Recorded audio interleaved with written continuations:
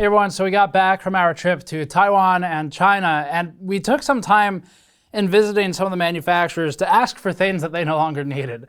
And that brought us some pretty cool stuff like this. It's a keep out gauge for motherboards, stuff that you don't normally see. So we're gonna go through some of the stuff that vendors gave us and that we bought in the Shenzhen SEG market in Huaqianbei, where we picked up things like, for example, this cooler for about $2 US. So we're gonna go over all the stuff we got in Asia today when we were there for 2 weeks. Before that, this video is brought to you by EVGA's Z390 Dark motherboard. The Z390 Dark is a flagship motherboard for Intel's unlocked K-SKU CPUs, with tuning done by overclock engineering team Kingpin and Tin to enable higher memory and CPU frequencies. The motherboard uses a unique rotated socket design to move EPS 12-volt cables to the right side, making cable management easier, and also sticks to 2 DIMM slots to improve memory, overclocking stability, and headroom. We previously analyzed the VRM in full and found it among the best in class for Z390 overclocking, and it also got rid of RGB LEDs. Learn more at the link in the description below. Before we get into the specifics of what we bought, we wanted to show you a clip of where we bought it at the Shenzhen electronics market, the SEG E-Market in Huaqianbei in Shenzhen, China, and walk through just part of the first floor of that market to explain how massive the environment is for electronics there. So the first thing we saw here is just a bunch of external cases, so like shells for batteries and I think it's mostly just, I don't know, just all kinds of random external housing. And then there's PCBs here. So I think they actually do power supplies. You can get a power supply made. So it says right here, ECU, ICs. So you can get a printed circuit board done. I think they go to someone else for the printed circuit board, but I'm not sure. And next to this stall, but unrelated, is just all of the RGB. Lots of RGB LEDs. We're still on the first floor right now. Other than the LEDs, there's like power switches, so you could come here and build your own custom devices, like put together, get a circuit board printed. There's 12-hour circuit board printing services that we walked past. So you can buy small SMDs and by the reel even, so you could put them on like service mount machines, SMT lines, buy them by the reel, get a custom circuit board printed, and then you can come through here and buy things like speakers or power switches or all of these various buttons, LEDs, adapters, cables. You can get it all made on one floor for custom PCB design from scratch, just all through the Shenzhen SEG market. Leading off of that topic then, for example, if you had a Kingpin PCB, you could buy all of the parts needed to make a Kingpin card before he even comes out with the real product. And that'll lead us to the first thing we wanted to talk about that we got in Taiwan when we visited EVGA's headquarters in Taipei.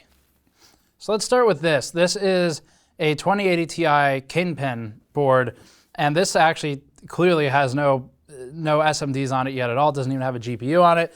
This is a pre-production sample where Tin and Kingpin, or Vince and Ilya, they gave us this as a, I guess, commemoration of their product that's not yet out. It'll be out end of March, I think.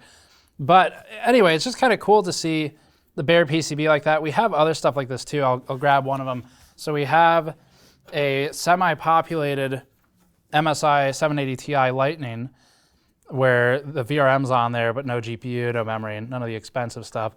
And then we also have an MSI from previously X399 Creation. This is actually just a bare PCB that's similar to the Kingpin card we got. So anyway, Kingpin card looks really cool without any stuff on it. It's got the gold plating on it, theoretically better or easier to access grounding. And this is something we'll learn about more soon as the product actually comes to launch. And also while we were visiting them, oh, by the way, Buildzoid's working on a VRM breakdown of this card too, with the components on it. But also while we were visiting Kingpin, we got his first sample of the Icon LN2 pot. So that's what this is. This is a liquid nitrogen pot. It is for GPUs, and you can tell that it's got a wider contact area. So for the big die GPU Turing cards, this would be mounted to those. We hope to use it soon. Not sure what we'll try it on. We might try it on a lower end card first, just in case something goes wrong on my end. But you can see all the holes internally for increased surface area. So that's something that Vince worked on getting custom made, is increasing surface area. He increased the contact area for the GPU die, and then for the rest, still has the Kingpin cooling logo on it, and the gun, which I'm told that this gun gets Vince in a lot of trouble with this product because Customs looks at them and thinks that they're gun parts. But they're not. They're liquid nitrogen pots, and clearly everyone knows the difference. So that's some of the stuff we got from EVGA. We also got a few things from MSI. So these are from MSI. They are gauges for keep out zones. There's a keep out zone on motherboards where parts aren't supposed to go. And the point of that keep out zone, just like on a GPU, is to ensure that there's no componentry where you're gonna have a cooler. So these are older. They didn't need them anymore, hence giving them to us. And this is an LGA 1156. This is 2011 LGA. Neither of these are meant for this board. But the way it works is if you have a board that it is meant for, you've got the pins on there, and these just socket into the holes. So if this is a Threadripper one, but it would socket into the holes, and then you can check if any components on the diagram would fall inside of the keep out zone. And if they do, then you know that there's a problem and it needs to be redesigned to make sure all the coolers can fit.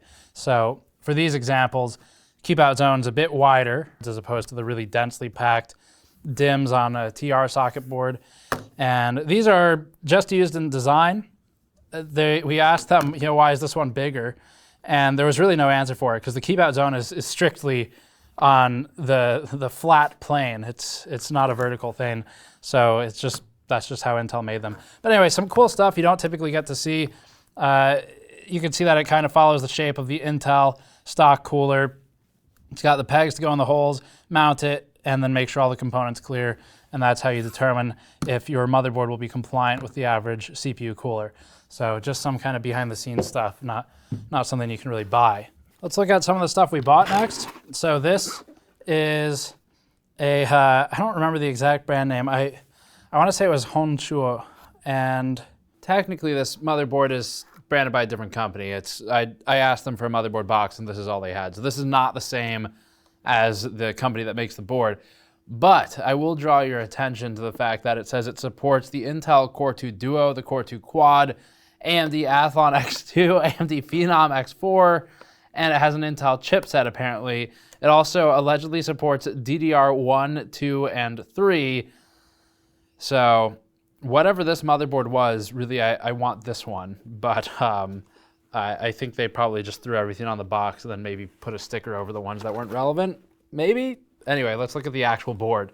It's just an X79 board. It was cheap. We picked this up at SEG Huaqianbei and in Shenzhen, and I sort of negotiated with them over it a little bit, but it's just a cheap X79 board from a brand we're not personally familiar with, I'm not familiar with, and we'll try it out and see how good the board is. We have some other X79 projects going on right now, so this will fit in with those, and we can just plug the same CPUs right into the board. But anyway, that's really all there was to it. I think it was about maybe $50 US, something. It was between 40 and 60 for this board, and I think they wanted like 60 to 70.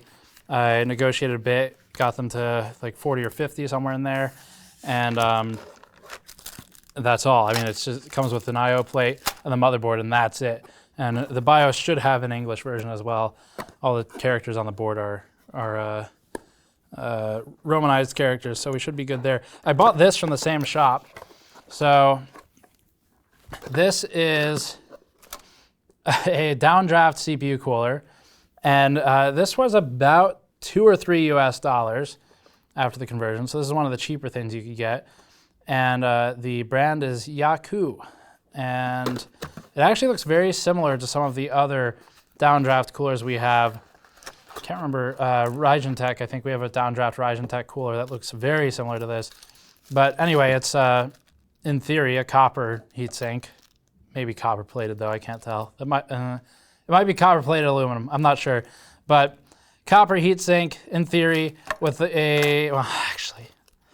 an aluminum cold plate. Okay, well that answers that question.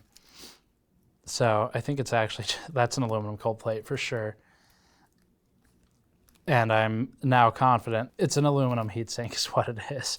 But for $2 or $3, who cares? We'll see how good it is. This is I think we have the hardware to mount this onto modern Intel and AMD sockets, so we can get it on any one of our CPUs and motherboards. This next one, I negotiated on a little harder. So this was on the second or third floor of SEG, the E-Market. And it's just like a GoPro competitor.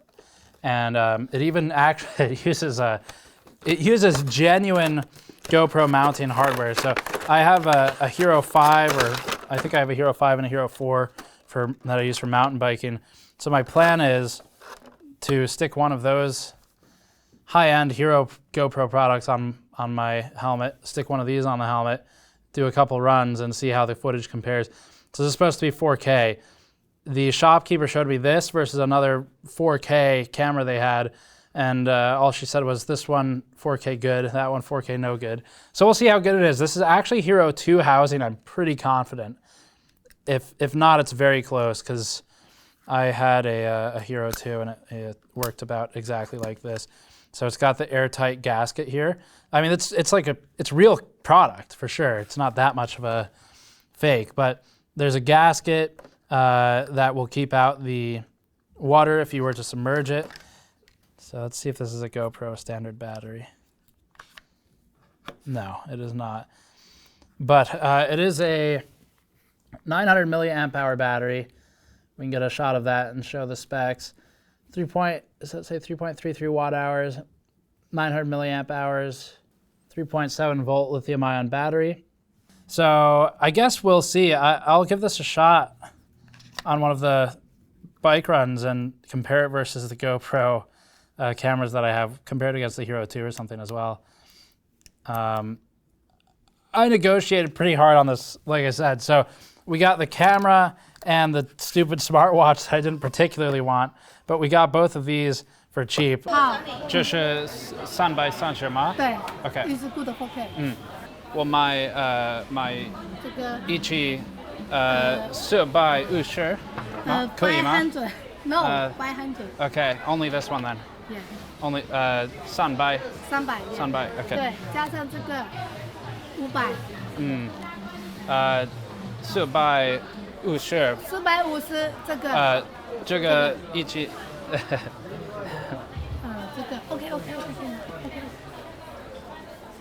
She wanted 330 RMB for the camera. I don't remember exactly we'll put the conversion on the screen or something, but 330 RMB for the camera, and then she wanted like 200 RMB for the watch. And I think with my broken Chinese and her broken English, we came to an agreement to do 450 for both. So anyway, this is under $50. We also, I guess I'll show this. We got enough tea from one of the factory owners that it could probably have gotten us in trouble for smuggling or something, because he gave us a lot. But I guess one of the factory owners also owns a tea company that makes tea from Taiwan. I don't know. He was based in China. The tea comes from Taiwan. I know nothing about tea. I believe Keegan is our resident expert there, so he's going to try it out and see if it's any good. But we had some while we were visiting the factories, and by my untrained taste buds, it was pretty good. So there's the brand, but this was just given to us. I'm sure you can buy it. It was as a thank you for visiting their factory. They were it was one of the factory presidents that we spoke with. And I think from the neighboring factories, Cooler Master gave us this stuff. So this is a CNC GN logo on the Cooler Master badge with Cooler Master written on the back, of course. So that was just made on a CNC, just kind of a demo to show how the CNCs work. Maybe we can drop some footage in of one of the CNC machines here. And then they also gave us one of these, which is a bent heat pipe. I actually technically made this one in that we were given straight heat pipes, we were given the bending tool, and then shown how heat pipe bending actually works. And we have a separate video showing the entire start to finish process of how a heat pipe is made. So that's kind of cool too. Picked up these, maybe copper heat sinks. They're like memory GDDR size heat sinks. So we bought some of these, and it's just really to have around for video card mods. And also I wasted a bunch of their time asking about how much stuff costs, and then I wanted to buy something. So the shop that I bought these from told them I wanted 12, and they sort of laughed because these shops are used to working with order quantities in the tens of thousands or at least thousands for projects locally. So you can go to Huaqianbei SEG and buy all the parts you need to make a, we'll get to these in a moment, to make a phone if you wanted to. You can get all the SMDs there and everything. And speaking of phones, this is one of the ones from a real brand. So this is from Oppo. And Oppo, I believe, owns OnePlus. So it's a brand that you're likely familiar with. The phone is a legitimate phone, but it was cheap. And so that's why I picked it up, just to see what it was, what's kind of the quality level, what does it compare to? Because in that marketplace, you can get phones knockoff or legitimate, like this one is a real brand, for pretty cheap. And this one, I think the guy wanted 100 USD originally, and I ended up buying this for somewhere between, I think it was about 70 to 80, somewhere in there. It's not really a big discount, but picked up the phone. We've got some software we can test on it, so we do some, oh nice, got that boot up music. So we have some software to play around with it. It needs to be configured and everything. It can be set to English or Chinese, so we should be good there, but either way we have some uses for it internally with our test hardware, and that's the phone we picked up. From the same shop, I got this, which is not a Bose speaker. So, of course, when I opened my wallet to pay for the phone, the shopkeeper saw, and these are like small stalls in the place, saw my wallet was loaded with money because we had just visited Hong Kong and Taiwan, and so I had all different currencies in there. And he said, "Oh, you have much money?" And I said, "Nope, I really don't." And so then he pulled out this speaker.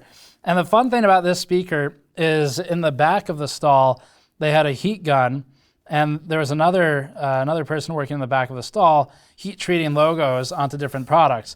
So he was even heat treating like Apple logos onto Oppo phones, for example, or onto just other brand phones, and Samsung logos. And so this was a Bose logo that is heat treated onto and glued onto this speaker, which is not a legitimate Bose speaker, but it is actually very good.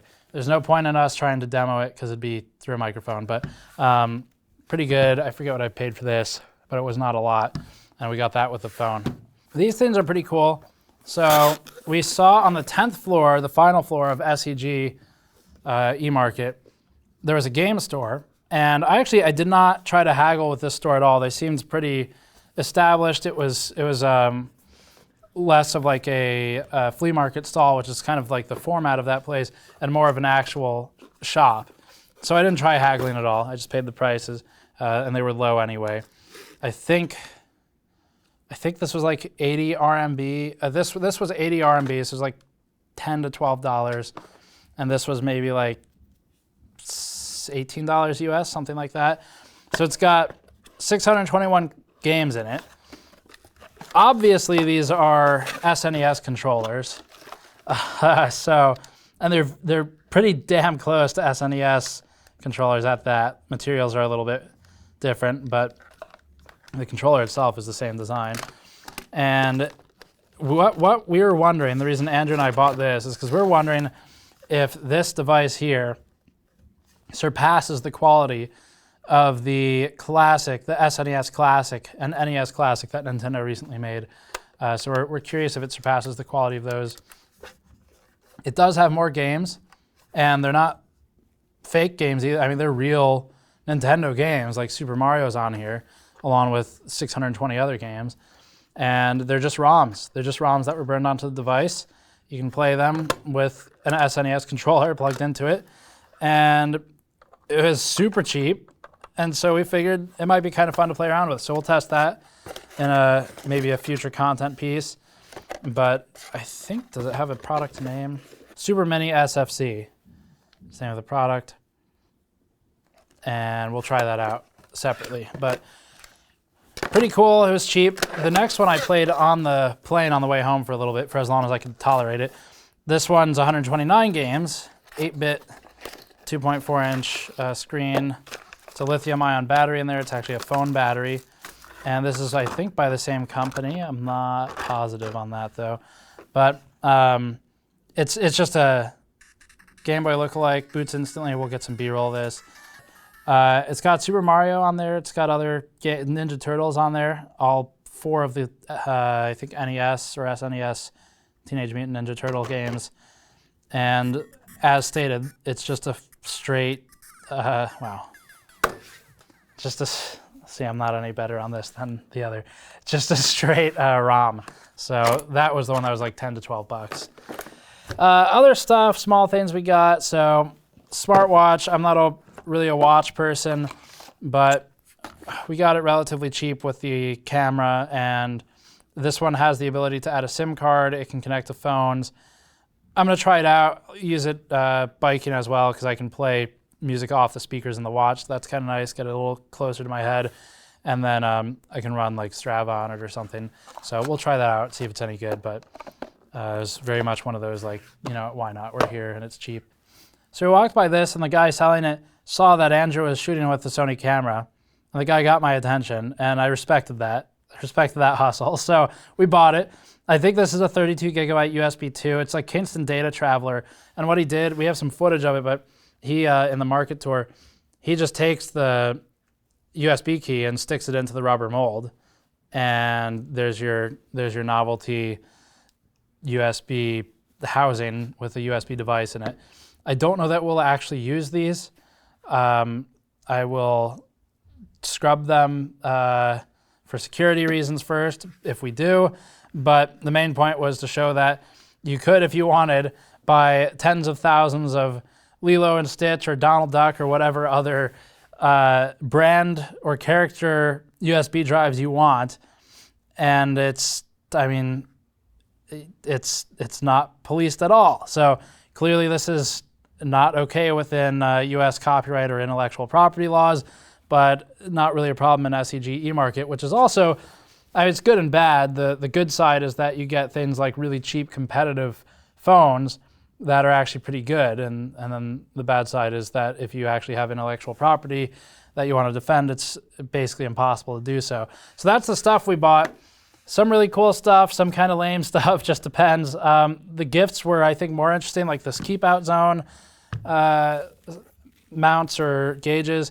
The Kingpin blank PCB is really cool, and then the LN2 pot's actually very functional. That's everything we got then. That's what we got in China and in Taiwan. We were in both for about a week each. We'll be back for Computex. So we'll be back in May, early June, and we'll try and pick up some more stuff. But it was just kind of fun. It's really genuinely fun to walk around a place where there's a 10-story electronics market filled with things like, if you want it, meters upon meters, like hundreds of meters of RGB LEDs. You can get thousands of SMDs on reels. So you can get like BIOS chips on reels by 10,000 units if you want. And it's just cool to see, which is really why we went, because where we are, the only electronics store is Best Buy, which doesn't count. And we don't even have Fry's or Micro Center. And then this place is still bigger than Fry's and Micro Center, and it's way cooler stuff. It's just more interesting. Now, on the component side, a lot of the motherboards and the video cards are older. A lot of people think that if you go to China, video cards or motherboards would be cheaper because it's the closest to the source. It's made there. But actually, in reality, it's typically a bit more expensive to buy the full, complete modern components in China or Taiwan. And it's really where it gets interesting, or where you can get cheaper parts, is stuff like this, or stuff like X79 motherboards are really cheap right now over in Asia. We saw a lot of those for dirt cheap, and they were pretty good boards too. And then older video cards are also not too bad. So a lot of the modern components like RTX stuff, it's not cheaper. But then you get into things like peripherals, and a lot of the margins cut out. You can get peripherals pretty cheap, and you can just get random things that you couldn't buy in the US too. So that's it for this one. Thank you for watching. As always, subscribe for more. Go to patreon.com/gamersnexus to help fund future purchases of things like this and I'll see you all next time.